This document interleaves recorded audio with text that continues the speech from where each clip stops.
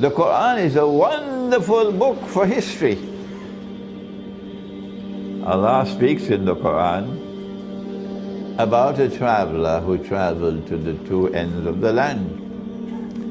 The Jews wanted to know whether this man in Arabia, a man named Muhammad S.A.W, who says he's a prophet, does he know about it?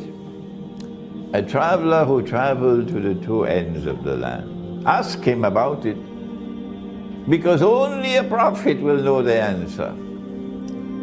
And Allah sent down the answer in Surah Al-Kahf.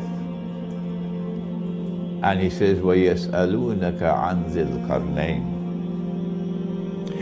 They question thee about Dhul-Qarnayn, someone who will impact on history twice.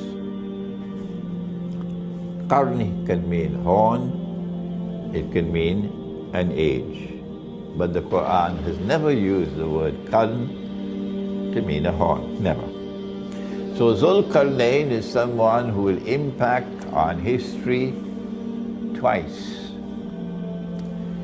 He's also someone who has faith in Allah. And he's someone who is empowered by Allah with power. And that power is such that he can pursue any effort he chooses to pursue. So be careful, huh? While still there is time. He travels in the direction of the setting of the sun until he comes to a body of water. And the Quran describes it as Aynun Hamiyah, a body of water which is dark and murky, And then he travels in the direction of the rising of the sun to the end of the land, and there, of course, will be another body of water. And then he travels in a third direction, which takes him to a pass between two mountain ranges. And there in that pass, he comes across Gog and Mogog. And only a prophet of Allah would know about Gog and Mogog. Gog and Mogog are human beings. But they are human beings who are also given power by Allah. And they use that power for a specific purpose.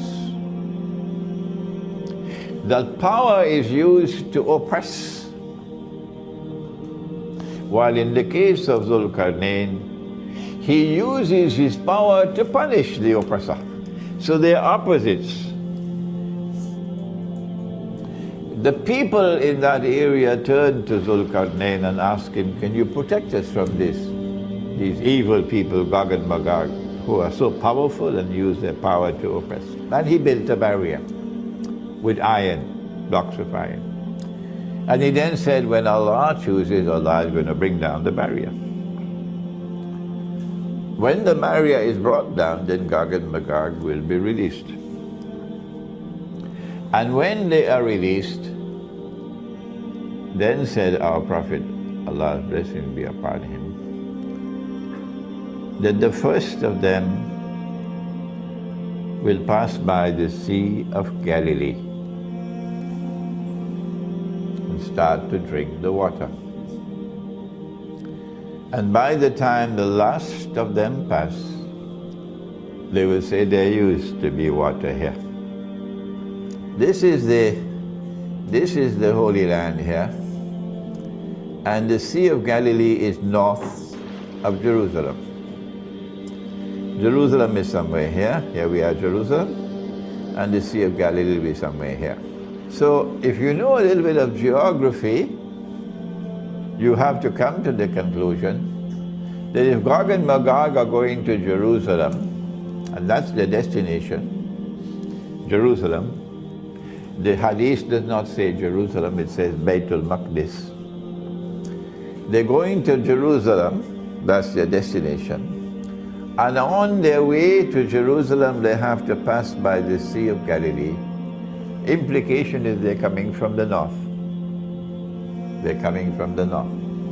So now we have to look to the north of Jerusalem to see where there is water.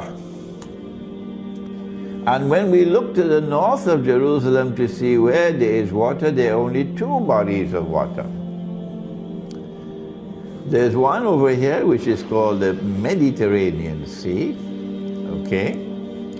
And over there's another one called the Black Sea.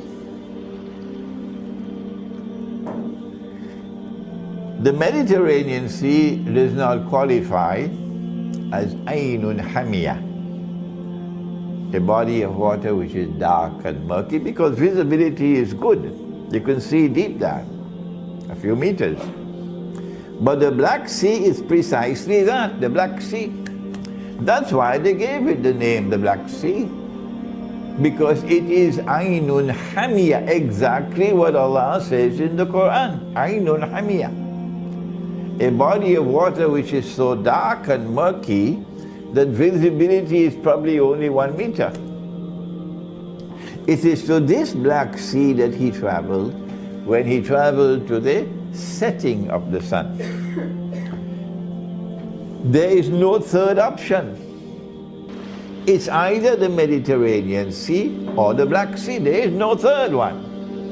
We have eliminated the Mediterranean Sea, so we are absolutely confident in ourselves and our conclusion that Dhul-Qarnayn traveled in the direction of the Black Sea. So he has to be traveling here.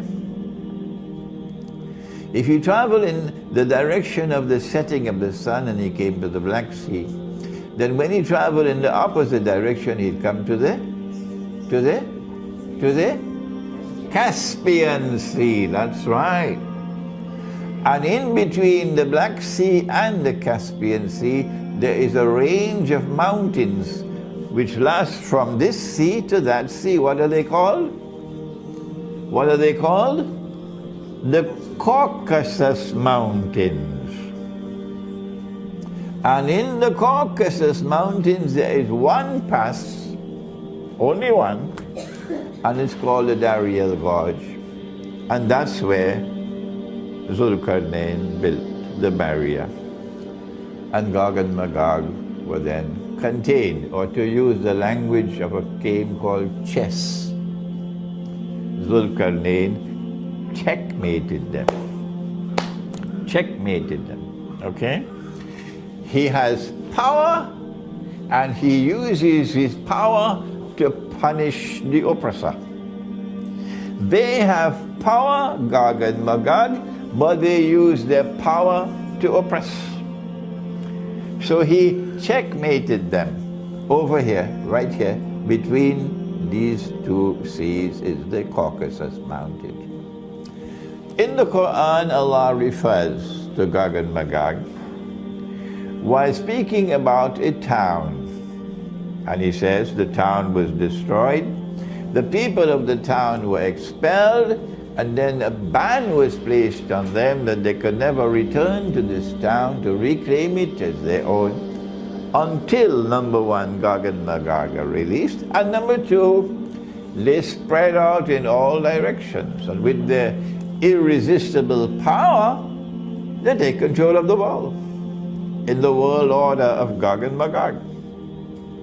When that happens, then you'll see these people coming back to the town to reclaim it as their own. Which town is it? The answer is now very well known. It's Jerusalem. So when you see the Jews being brought back, we're talking now about the Israelite Jews, not the European Jews. When you see the Israelite Jews being brought back to the Holy Land from Yemen, from Iraq, from Syria, from Egypt, from Morocco, all over the world, where they were spread out. وَقَطَّعْنَاهُمْ فِي الْأَرْضِ أُمَمٍ. And you see them being brought back to the Holy Land to reclaim it as their own. And you see a state of Israel being restored in the Holy Land. And you see that state of Israel rising to become a ruling state in the world. Then you must know it's Gog and Magog. It's Gog and Magog who is doing it. The Khalifa sent sometime around the year 50 Hijri, he sent an expedition to try and locate that barrier which was built by Dhul-Qarnayn. That expedition returned with the news that they located the barrier and it was lying in ruins. So if you're waiting for Gog and Magog to come sometime in the future, brother, keep waiting. The barrier is lying in ruins. And companions of the Prophet Muhammad S.A.W, they themselves gave the testimony that they went and saw with their own eyes. They located the barrier and it was lying in ruins. Where was it located? In a pass between the Caucasus Mountains. So when you hear the term white Caucasian male, there's something behind that to look into. White Caucasian male.